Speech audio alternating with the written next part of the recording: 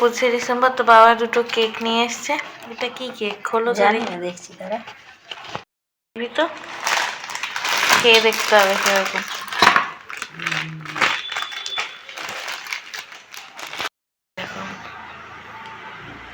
দারুণ না বেশ।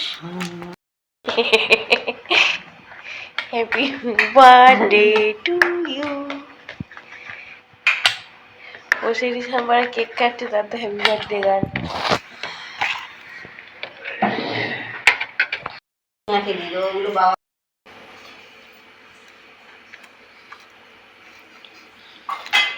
আজ তো রোদ প্রায় ওঠেই নি বলতে পারো, মানে উঠছেই না কিছুতে, রোদ পুরো কুয়াশা হয়ে রয়েছে। আর এদিকে দাদা আমাকে ফোন করে বলেছিল ব্লিঙ্কিটে দাদা কেক অর্ডার করেছে আমাদের সবার জন্য, তো সেটাই আমি এখন রিসিভ করতে চলে গেছিলাম। তো বাবা নিল, আর দেখো আমি ওপরে নিয়ে সঙ্গে সঙ্গে চলে আসলাম।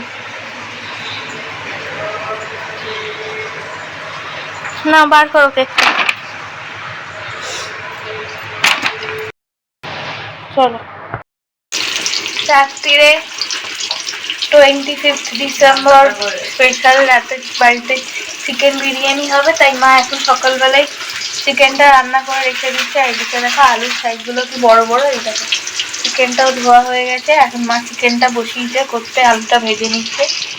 ডিমের ঝোল বসিয়ে দিয়েছি, এবেলা আর মেথি শাক ভাজা ওখানে, হাঁসের ডিমের ঝোল আর মেথি শাক ভাজা বাইরে রয়েছে, সেটা দেখাচ্ছি। মেথি শাক ভাজাটা বললাম না তোমাদের, এই দেখো ভাজা হয়ে গেছে মায়ের।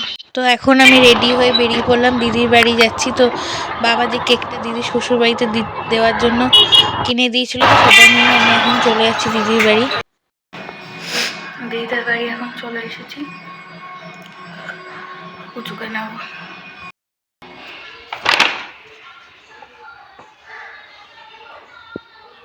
দিদি সব ব্যাগ গুছিয়ে রেখেছে, এখন ব্যাগগুলো নিয়ে এখন সোজা বাড়ি যাবো। তো টোটো উঠে পড়েছি, এখন দিদি আমি পুচু তিনজনে মিলে বাড়ি যাচ্ছি।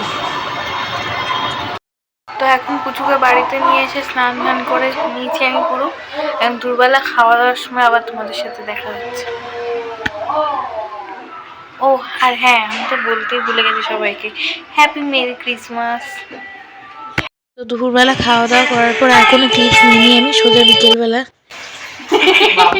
দেখো মা এখন চাল দিচ্ছে।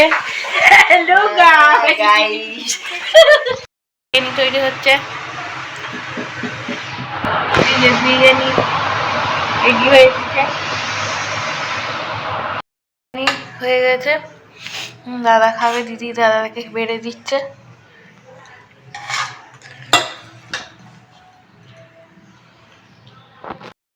হয়েছে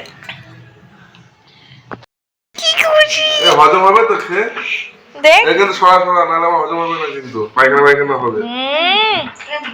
এই যে দাঁড়িয়ে রয়েছে, কেমন হয়েছে? এখন আমরা খাবো।